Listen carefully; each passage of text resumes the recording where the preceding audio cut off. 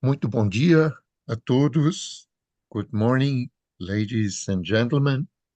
It is a pleasure and an honor for us today to have Professor William SCHABAS lecturing on genocide, the crime of crimes. When we invited Professor SCHABAS, and he was kind enough to accept our invitation, Professor SCHABAS mentioned that it was the first time he had the opportunity of working with USP, with the University of São Paulo. We are very glad that you accepted our invitation, and this may be the first of other initiatives we can work together on. And this initiative, the Permanent Forum on Genocide and Crimes Against Humanity of University of São Paulo, is an initiative of 3 units of the university. The Professor Alain Clemescher from Arab History and the Philosophy and Human Sciences faculty, Professor Artur Capella from the Institute of International Relations of USP, myself from the Public International Law in the University of São Paulo Law School, and Professor Felipe Alamino from FADISP. This is an opportunity, and we were also joined by the Institute of Advanced Studies of the University of São Paulo. So we have an initiative that is joining three and plus one, 4 units of the university. Professor SCHABAS is Professor of International Law at Middlesex University, London, Emeritus Professor at Leiden University, and the University of Galway, and Distinguished Visiting Faculty at the University of Paris School of International Affairs, Sciences Po. A third edition of his book, Genocide in International Law, is to be published in late 2024. Other recent publications include the International Legal Orders, Color Line, and the Customary International Law of Human Rights.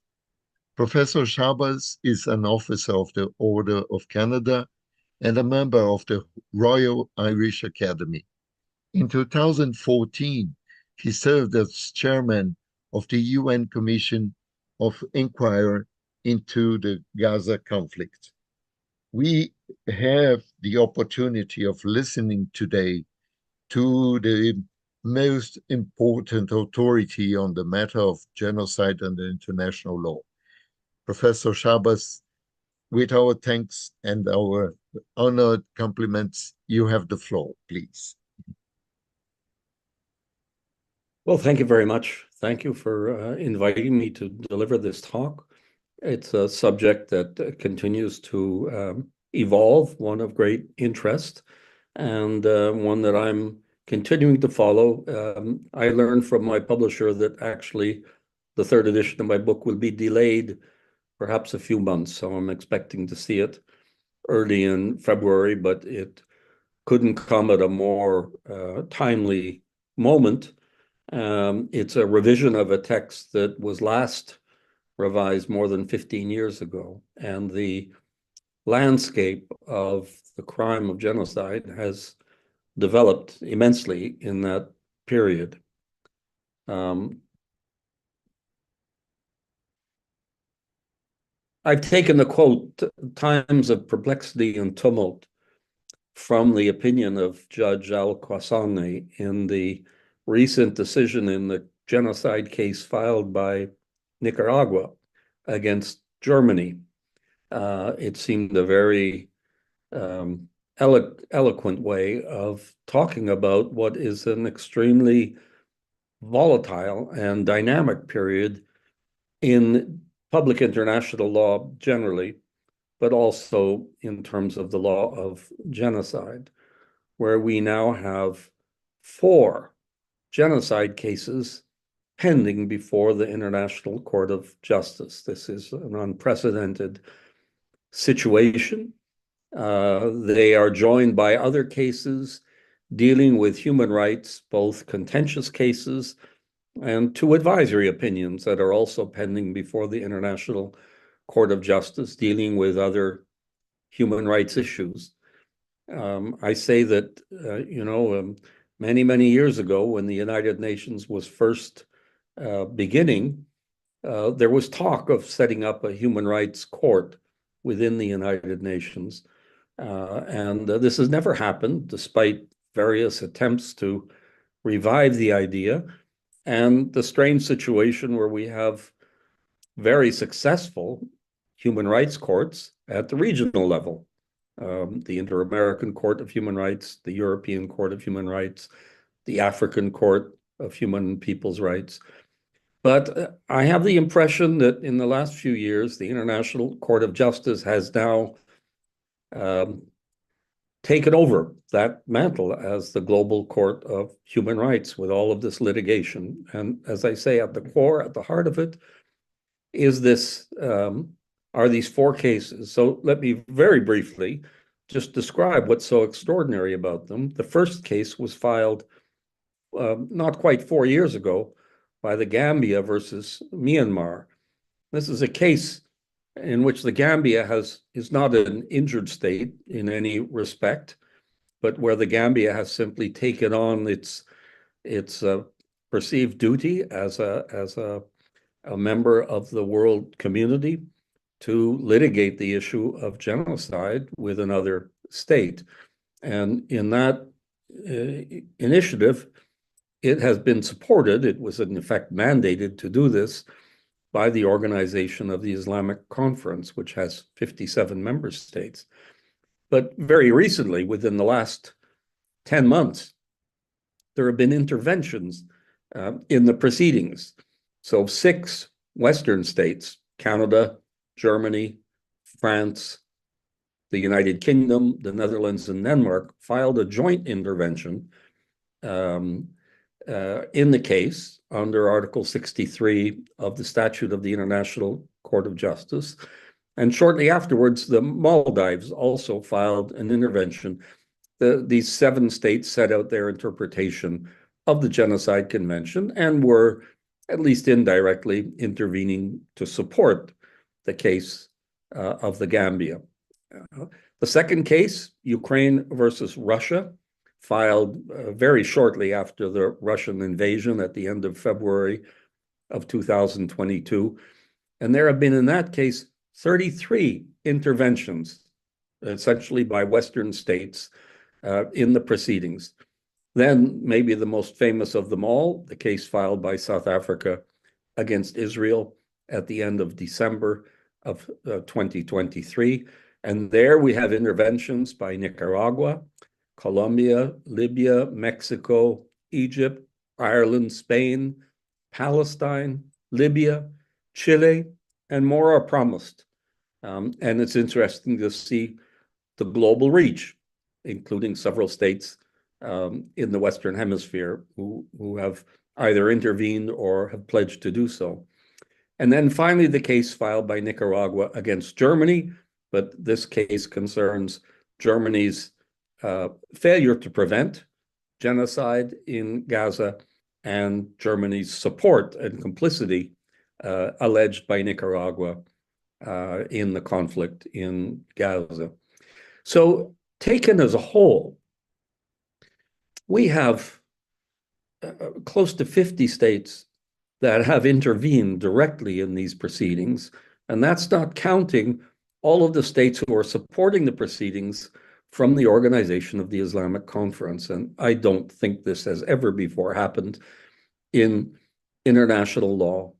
And I think as a general proposition, it shows a new willingness of states to litigate human rights issues at the multilateral level in a judicial environment, and driven, I think, probably by a degree of frustration with where these issues have been settled in the past, which is in the political organs of bodies like the United Nations, the Human Rights Council, the General Assembly, and the Security Council, where, of course, double standards are the rule, where we have states that will say one thing one day and another the other day because it suits their political agendas.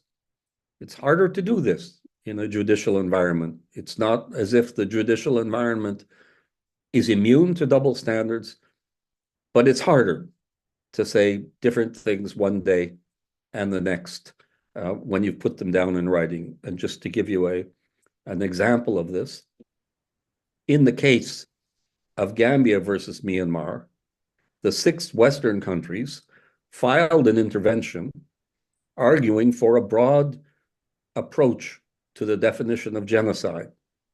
They said that it's too hard to prove genocide. They cited Judge Cansado Trindade, who in the 2015 case of Croatia versus Serbia argued for a more relaxed approach to proving genocidal intent.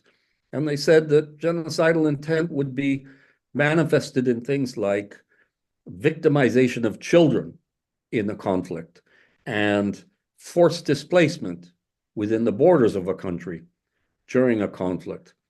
And they could not have anticipated when they filed this joint intervention that barely weeks later, South Africa would file an application against Israel, where the very arguments that those states were making in favor of the Gambia against Myanmar would provide support and assistance to South Africa in its case against Israel, which cannot have been their desire or their intention. I want to say just a few words about my own interest in the subject. People often ask me, why did you, how did you get involved in this? I had finished my PhD in late 1992. It was on the issue of the death penalty. It had nothing to do with genocide, and this was not a subject to which I had given any great attention.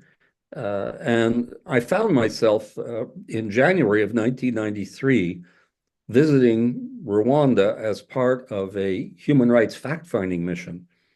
We issued a report upon the conclusion of our mission at the end of January. First, we issued a statement, a press release that I helped to draft, and then a report where we warned of the danger of genocide in Rwanda. And this was a controversial statement. And when challenged on it in this commission of inquiry, people turned to me and said, well, you're the guy with the PhD in international law. Tell us what it means. How do you interpret the Genocide Convention? And I was not in a position to give a serious, credible answer. It was something that I knew little about. I was embarrassed in a way that I wasn't able to provide a better explanation.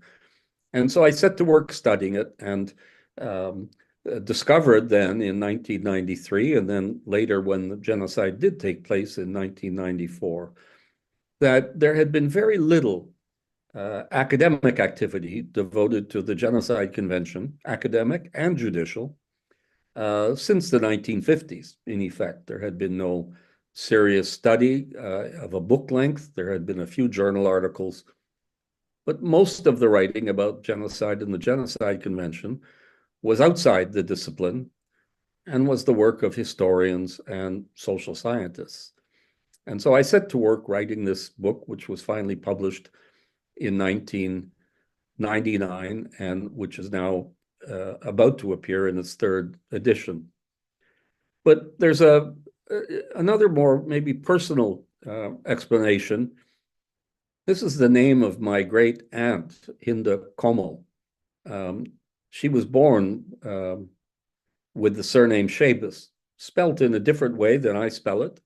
I inherited the spelling from my father and my grandfather, but my grandfather's brothers and his sister wrote the name differently. Hinda Kommel's surname was the name of her husband, who she married in Germany in the 1920s.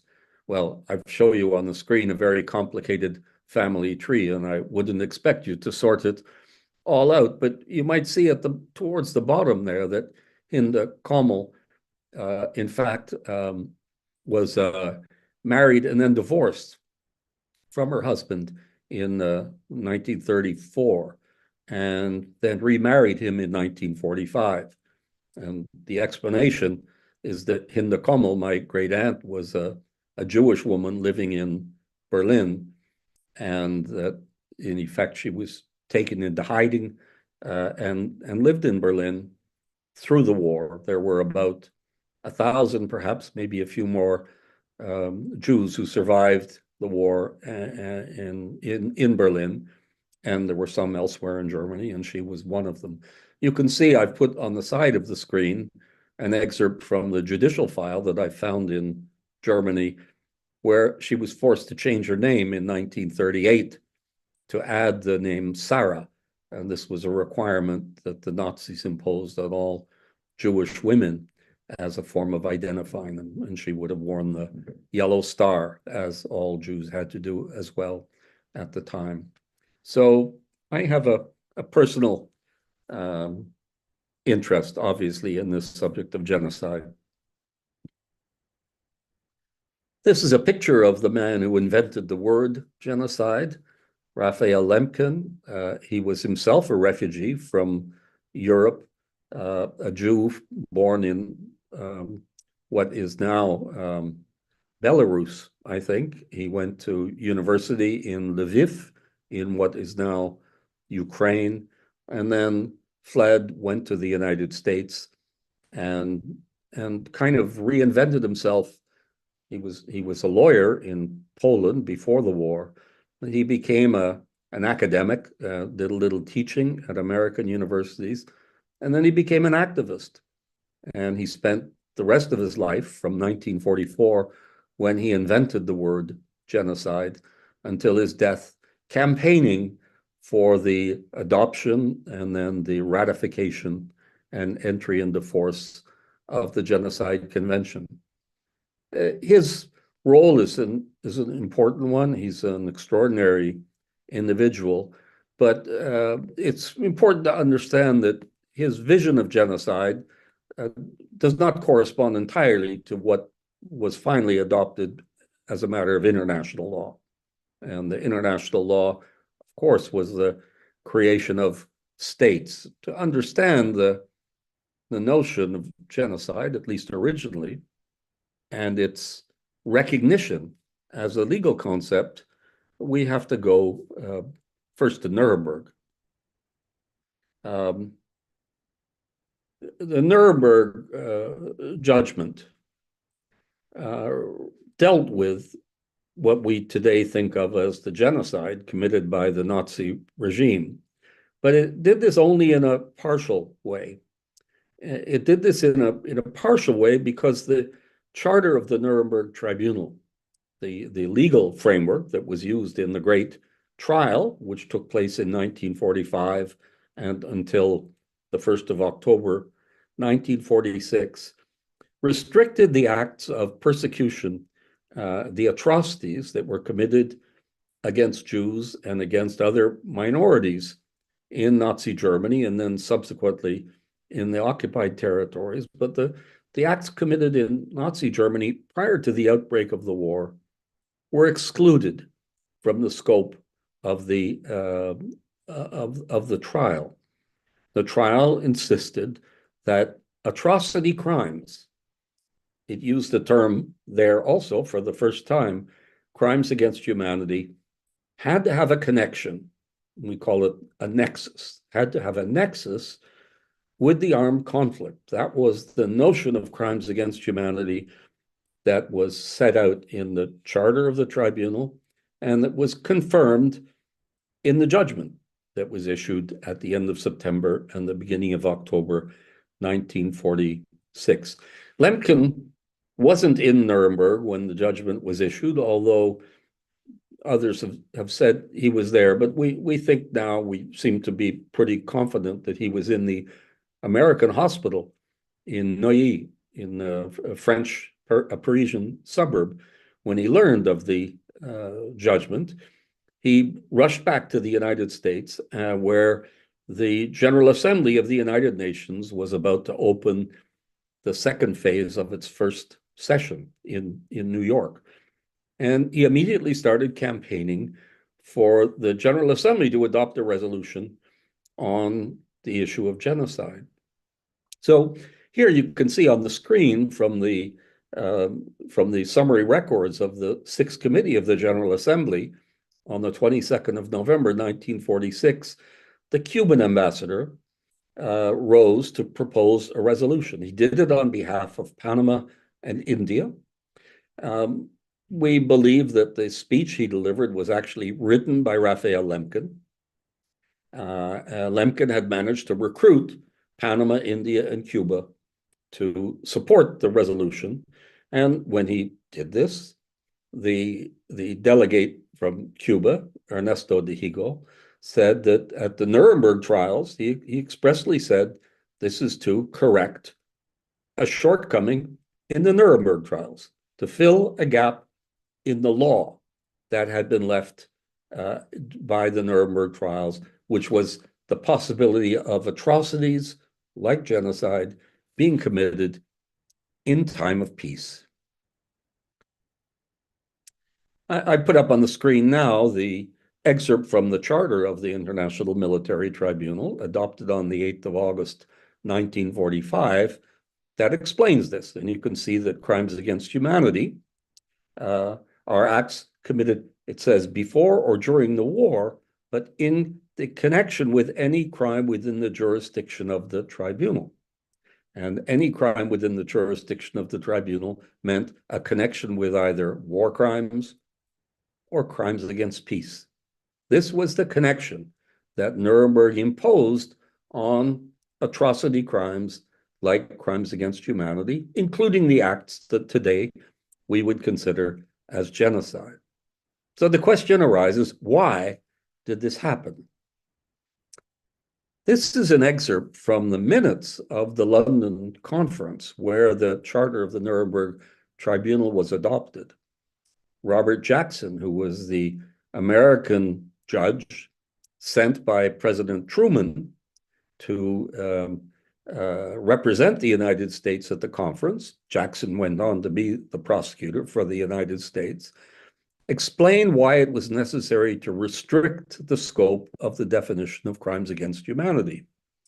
He said, and you can see it on the screen, we have some regrettable circumstances in our own country in which minorities are unfairly treated, and we think it is justifiable that we interfere or attempt to begin to bring retribution to individuals or to states only because the concentration camps and the deportations were in pursuance of a common plan or enterprise. And you can see in the final line, he says, we see no other basis on which we are justified in reaching the atrocities which were committed inside Germany under German law, or even in violation of German law by authorities of the German state. And there you have it in a nutshell, because the reason why Robert Jackson didn't want to recognize crimes against humanity in peacetime, because he was concerned that it would suggest that there was a precedent whereby atrocities committed inside the United States under American law, or even in violation of American law by authorities of the state, would be recognized as crimes under international law. And his colleagues around the table, the representatives of the United Kingdom, of France, and of the Soviet Union, appear to have been of the same opinion. And this is why it was three countries of the global South, which was not as robust a political force in 1946 as it is today, campaigned for recognizing, for filling this gap in the law of Nuremberg. And they were able to do this through the Genocide Convention.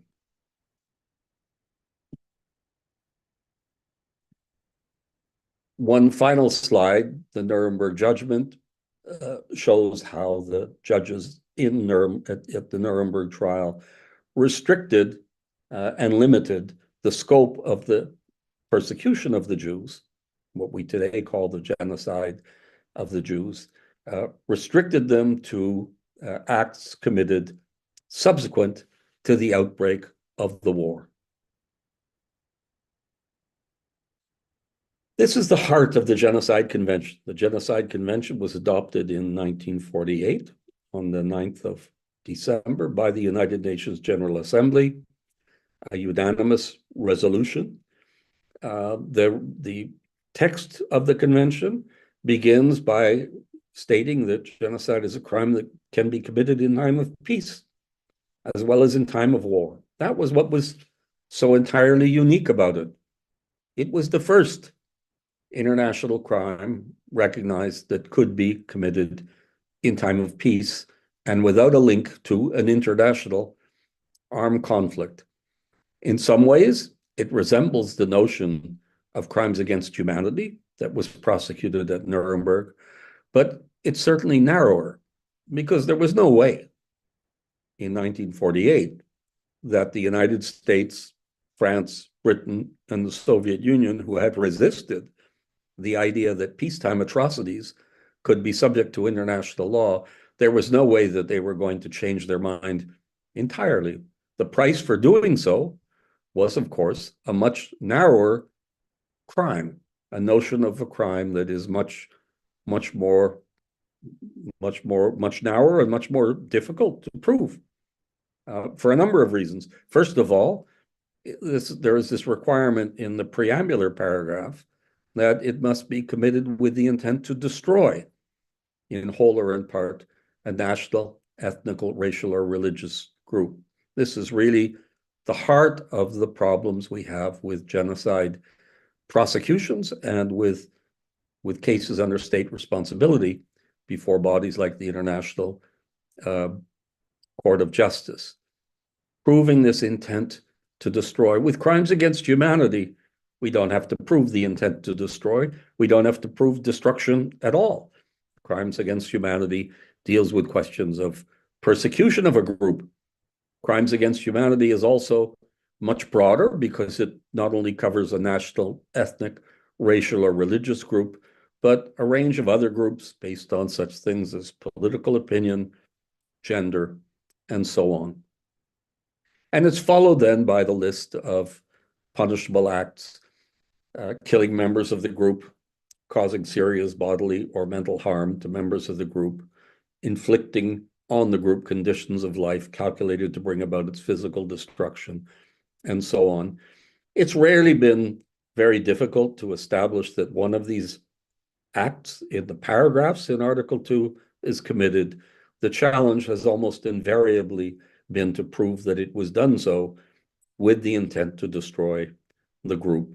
And I have seen even recently people have tried to argue that if you could prove that all five acts had been committed, that perhaps you didn't have to prove that it was done in fulfillment of the intent to destroy the group as such. But I don't believe that to be a really serious or credible interpretation. Now, one of the features of the convention that is of great interest is the prescription on how the crime is to be prosecuted. The convention's title is the Convention on the Prevention and Punishment of the Crime of Genocide, but really most of the convention is about the punishment rather than the prevention. The word prevention appears there, and it was subsequently given some flesh but judicially by the International Court of Justice in the 2007 case of Bosnia versus Serbia. But really the heart of the convention's provisions deal with the prosecution of the crime, the punishment of the crime in a criminal court. And Article 6 is very restricted because it says that persons charged with genocide are to be tried by a competent tribunal of the state of which the act was committed, which in many cases would doom any hope of prosecution because presumably the state was involved in one way or another with the commission of the crime. The article was adopted after attempts to introduce universal jurisdiction, whereby any state would be empowered to prosecute the crime regardless of where it was committed and regardless of the nationality of the offender. But these were rejected by quite strong majorities. It was not a popular idea at the time. In order to diminish perhaps the hopelessness of the idea that it would be prosecuted by the state where the act was committed, the convention also provided for an international penal tribunal to be created. One did not exist at the time in 1948, but in a companion resolution to the resolution adopted on the 9th of December 1948, containing the Genocide Convention, the General Assembly called upon the International Law Commission to study the feasibility of creating an international criminal court. And if we're looking for the moment of conception, one could say, of today's International Criminal Court, created by the Rome Statute, which was adopted 50 years later in 1998, it's Article 6 of the Genocide Convention and the resolution adopted with it. Of course, it was a long story for that to ever come to fruition and result in the actual creation of a tribunal. The other clause that is of great interest to us today because of these cases pending at the International Court of Justice is Article 9. Article 9 is what we international lawyers call a compromissory clause, because it recognizes the jurisdiction of the International Court of Justice in settling disputes relating to the Genocide Convention. The International Court of Justice is the world court. It's the principal judicial organ of the United Nations. All members of the United Nations are also parties to the statute of the International Court of Justice, but that doesn't mean that they accept the jurisdiction of the International Court of Justice. They have to do this by making general declarations. About 1/3 of the member states have done so, or specific acceptance in particular cases. And also they recognize it through these compromissory clauses, which figure in a number of international treaties. And so we have many states who have not accepted the general jurisdiction of the International Court of Justice, but have accepted the jurisdiction of the court when the Genocide Convention is at issue. There are, I think, now about 140 such states, so approximately double the number of states that have accepted in a general way the jurisdiction of the International Court of Justice. And so this is, for example, in the case between South Africa and Israel, Article 9 is the basis of the court's jurisdiction, as it was in some of the earlier cases, notably the two cases that led to important judgments of the court, the one filed by Bosnia and Herzegovina against Serbia that led to a judgment in 2007, and then the subsequent case, which in some ways replicated or echoed the case between Serbia and Bosnia, which is the case Croatia filed against Serbia with the judgment issued in 2015. And in those cases, there was a great deal of frustration because the court came to the conclusion that it could not attribute genocidal intent to Serbia, that Serbia could not be, therefore, found to have committed genocide against Bosnia and Herzegovina or against Croatia. And the unfortunate part of that for the applicant states was that the court then was without jurisdiction to make any other determination. If it's a prosecution, a criminal prosecution of an individual at the International Criminal Court, if genocide is charged and if the court is unable to reach the conclusion that genocide was committed, it can still convict an accused person of a lesser offense, an offense where the requirements are not as demanding, particularly crimes against humanity, and war crimes.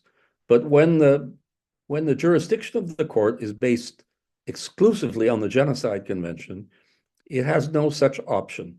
And if it decides that genocidal intent is not proven to the requisite high standard, then it can only dismiss the case. So this is the challenge that is today confronting particularly the Gambia in the case against Myanmar, and the case of South Africa against Israel.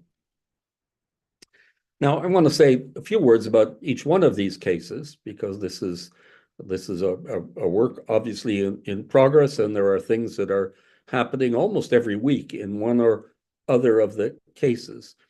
The Gambia versus Myanmar case was filed in late 2019, and it led almost immediately, by January of 2020, to an order for provisional measures by the court. The provisional measures order has a relatively low requirement before the court. It's relatively easy to obtain a provisional measures order because the court's standard is quite low for giving such an order. It probably has the consequence that the orders are not very demanding. In the case of Gambia versus Myanmar, the order was very largely an order to Myanmar not to commit genocide, which is, of course, very desirable, but Myanmar's simple answer to that would be, we didn't commit it before, and we're not going to commit it in the future, and we'd be in violation of the law were we to do so.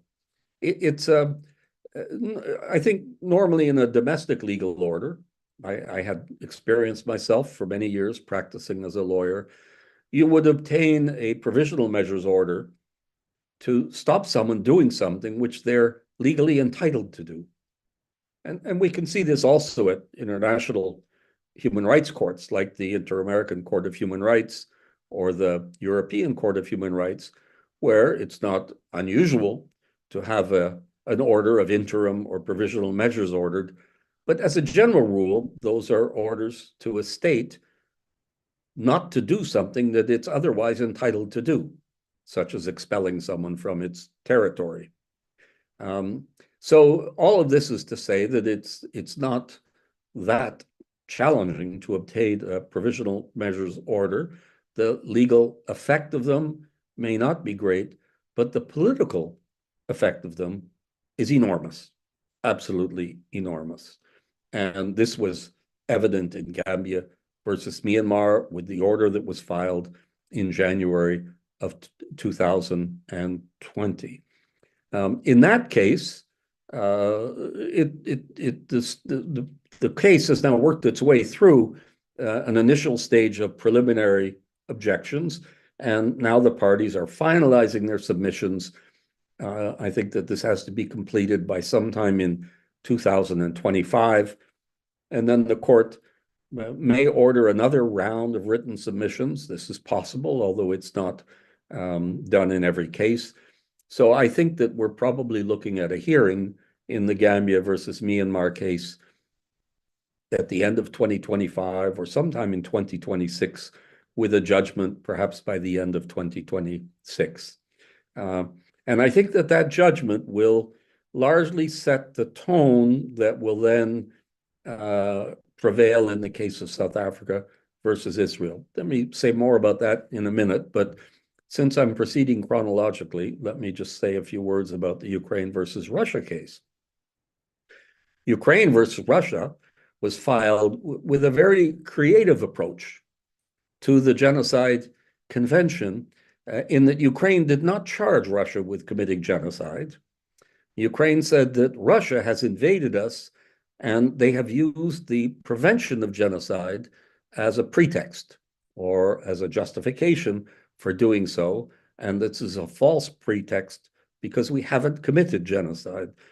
What Ukraine was trying to do was to get an order against Russia indirectly through the Genocide Convention, but really one dealing with the invasion itself, with the use of force.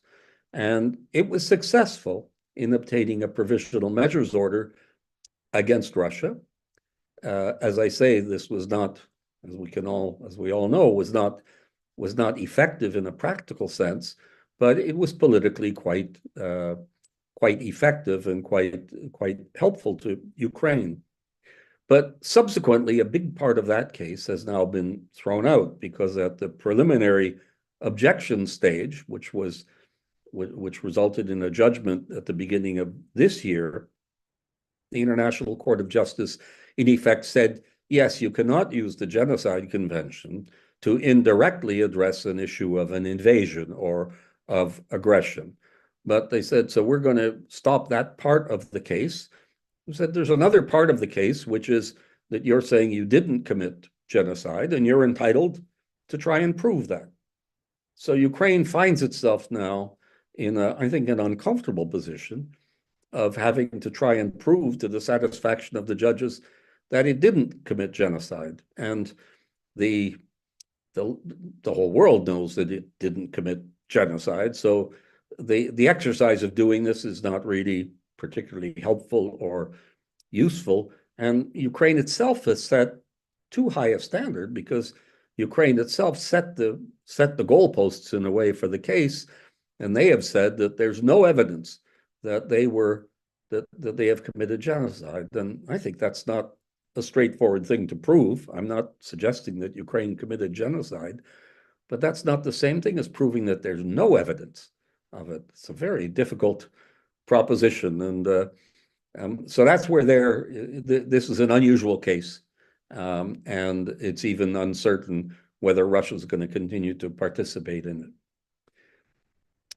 The third case, South Africa versus Israel. This is, in many ways, going to be influenced by the outcome in the Gambia versus Myanmar case, to the extent that the judges of the court are prepared to adopt a more flexible and liberal approach, both to the substance of the charge of genocide and to the requirements for the proof of genocide, a more liberal approach than they took in the two cases dealing with the former Yugoslavia, the one filed by Bosnia and the one filed by Croatia. There are indications that this can happen. Some of the indications come from the many interventions by states, which is completely unprecedented. We've never had this before, but in effect, the states that are parties to the Genocide Convention are telling the court, this is what we think the definition of genocide is. I believe this is going to influence the court. So I think that it's quite reasonable to expect the court to revisit its approach to genocide and to adopt a more generous and liberal approach to it. The other thing I think in the South Africa versus Israel case is that of all of the cases that have been taken before the court, Gambia versus Myanmar, the cases filed by Bosnia and Herzegovina and by Croatia, I think this is probably the strongest case.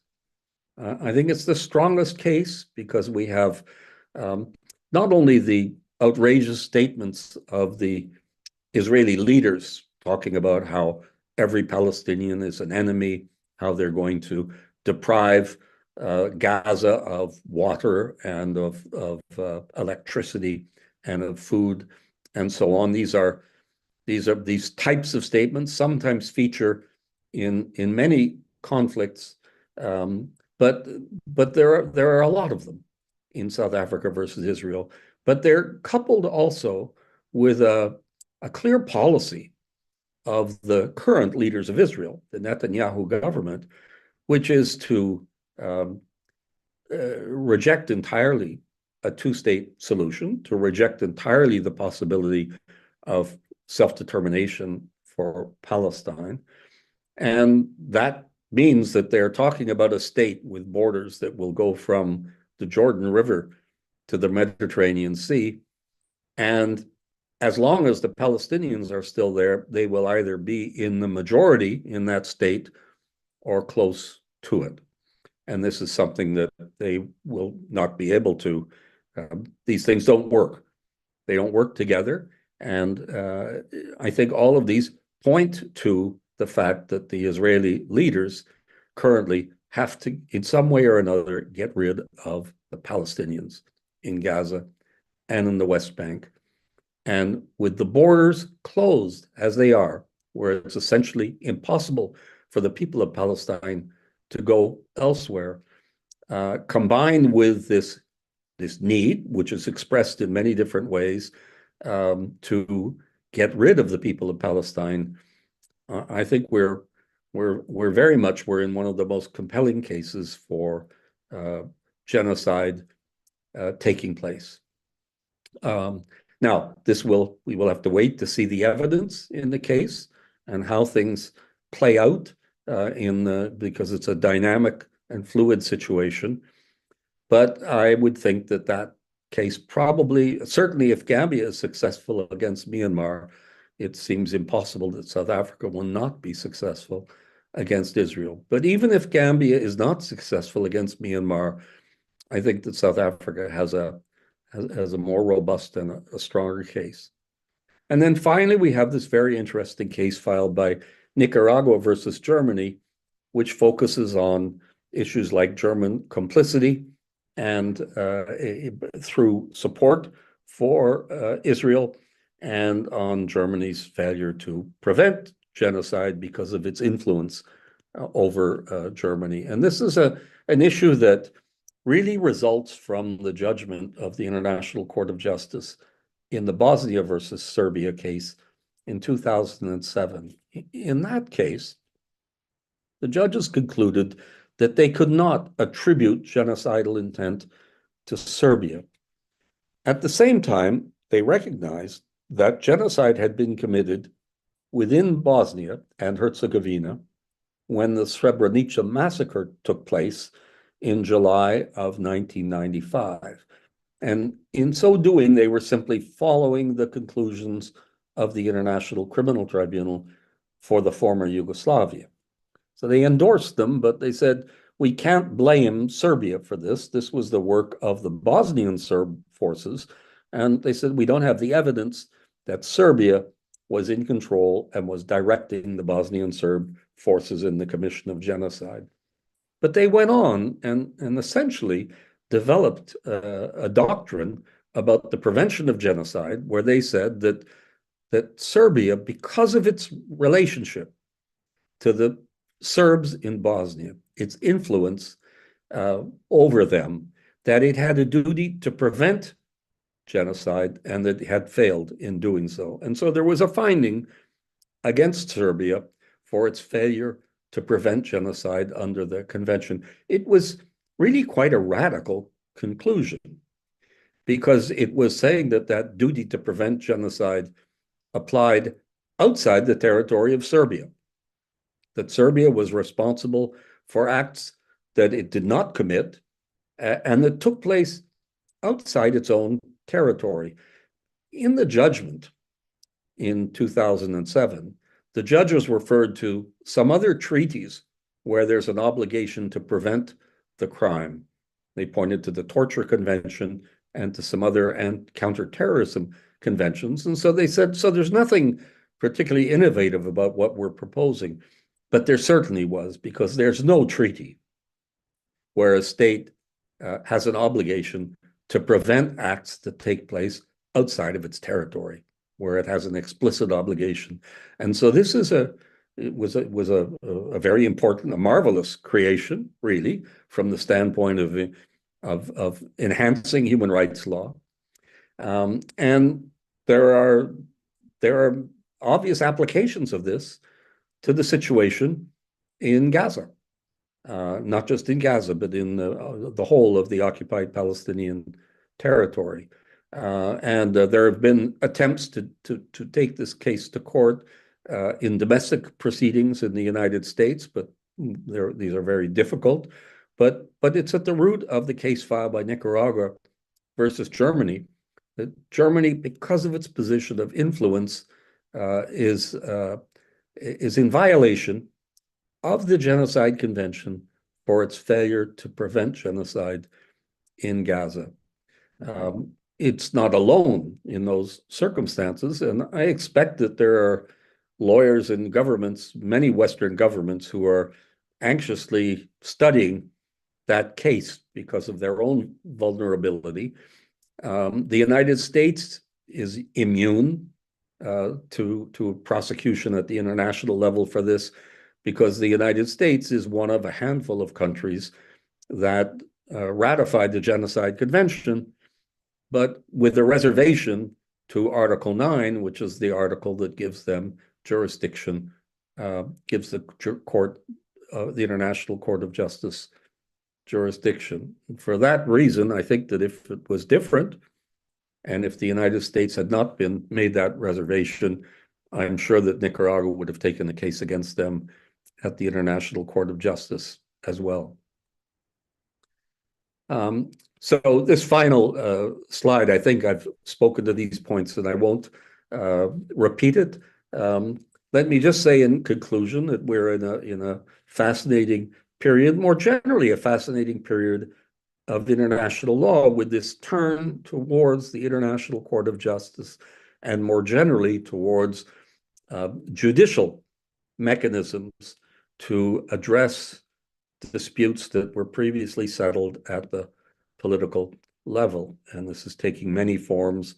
I've spoken already a lot about Palestine, and you may know that one of the other important developments in international law is the advisory opinion by the International Court of Justice issued on the 19th of July of this year, in which it declared, of course, quite straightforward, that the occupation of the Palestinian occupied territory is not only contrary to international law, but that it has to be brought to an end as soon as possible. And it's my understanding that there is now an effort to have a resolution in the General Assembly adopted in the coming weeks that will call for that, that will support that, and will use this. So there's a lot of battles going on at the judicial level.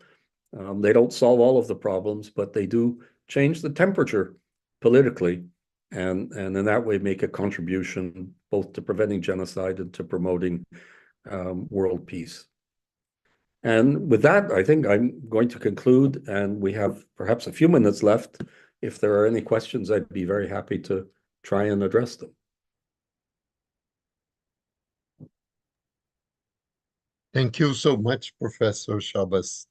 This was an illuminating lecture, and it is very positive to listen to you when you mentioned that we are in an interesting period for international law, and you see relevant developments in the international protection of human rights. Most of the press comments and the general opinion tends to say that the institutions are not coping with the challenge, are not being able to handle matters properly. And it is very important to share your view of the case. And also the matter of intent, the intention, which is often claimed that these statements by Israeli leaders have been, I quote, taken out of context and therefore could not be applicable. And one other issue, which is quite often also brought, is do you agree that we can have genocides committed even before the convention? So, for instance, the Herero case before the First World War and the Armenian genocide, it would be very frustrating to say that we cannot talk about genocide because the crime was only typified in the 1948 convention. So this is a first commentary, if you like to talk about it shortly, please? Yes, thank you. Thank you for that question. Well, I don't have any difficulty at all using the term genocide, using the definition of genocide that was adopted in the 1940s to speak about historic events. Uh, it's it was it was always ambiguous whether the Genocide Convention could apply retroactively. The general rule in international law is that there's a presumption of non-retroactivity, but some treaties do apply retroactively if the context suggests them. And there was a good argument, I thought, that the convention itself could apply retroactively. But in the 2015 judgment of the International Court of Justice, they declared that that's not the case. So I think that issue was settled. But the Genocide Convention itself speaks about genocide being committed at all times in history. Moreover, the resolution that led to the Genocide Convention, which was adopted in December of 1946 by the General Assembly of the United Nations, was a declaratory resolution. It was well understood then and still is today that the General Assembly is not really a legislative body, but a body that cannot create law, and that's not what it was doing in 1946. The resolution that was adopted in December of 1946, that then led 2 years later to the convention, was declaring what the law was in December of 1946, and it said genocide is a crime. And if it was a crime on the 11th of December 1946, then it must have been a crime on the 10th of December 1946 as well, and on the 9th of December 1946, and so on. So I think there's a very compelling argument that genocide was a crime under international law prior to 1946. How far back we can go is a matter of some debate, although of perhaps not much practical interest. We're not going to prosecute anybody for murdering the Herero in 1904. We're not going to prosecute anybody for murdering the Armenians in 1915. So it's really more of a theoretical proposition, but there's nothing wrong with using the term genocide to speak about past events. And we might also distinguish between the crime of genocide and genocide tout court. And we have examples going back to the destruction in Mytilene by the Athenians in, I don't know when, a very long time ago. Yes, thank you. And also the ethnic cleansing that Azerbaijan carried out this year against the Armenian population, that they were literally thrown out of their homeland in a very short and brutal notice, leaving no option. Either you leave now or you are dead. So this is something which was quite shocking, even if we don't have the genocide featured as such. But this ethnic cleansing was very beyond what everything that could be argued as legitimate for the protection of the Azeri side. I don't know if my colleagues and co-organizers have any comments, questions. I don't want to monopolize Professor SCHABAS all to myself. Well, excuse me, Professor. Yes, I just wanted to say, I do have to leave very shortly. I had booked 1 hour, and I have to catch a train shortly. So, Professor Paulo, if I could ask a very quick question. Please, sure. Okay, Professor SCHABAS, well, thank you very much for the historical approach. I'm a historian. I work with Arab and Palestinian history, so that was very, very enlightening, very interesting. Thank you very much.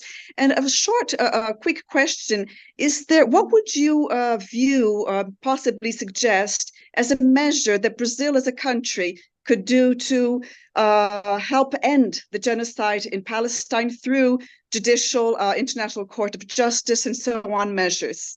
What would be the most practical and effective measure in this case, in your view? Well, I assume that Brazil is not providing any, is not selling weapons or providing weapons or making a contribution in that way, which is the case. I'm coming to you from France. I'm going to the United Kingdom this evening. That's a real issue here in Europe, but I doubt that that's of any practical consequence.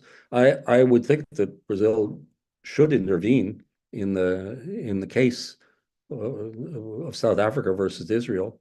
I think your president may have already made a statement to that effect, that it was considering doing so or would like to do so. So I think that is a very practical significance. I think that there are many states now that are doing this, that are intervening in different ways in this litigation, and it's important, and you don't want to be left out either. Well, thank you very much for your opinion, Professor SCHABAS. Thank you very much.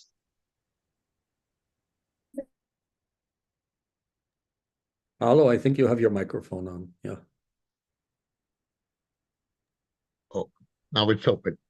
Okay, so this is, we don't want to cause any trouble for your train later today. So thank you so much again, and we hope to keep in touch and make another activity in the coming year. Maybe this would be great. So thank you so much. And this, with your permission, this lecture was recorded and will be reachable for further listeners in the series of the Permanent Forum on Genocide and Crimes Against Humanity of the University of São Paulo. So thank you so much for your contribution, and hope to see you soon again. Thank you. Thank you for having me. Thank you very much. So we can now close today's session and be prepared for the next sessions in October and November this year. So bye-bye to my colleague co-organizers and to the audience today. And Professor SCHABAS, great thanks from all of us. Bye-bye.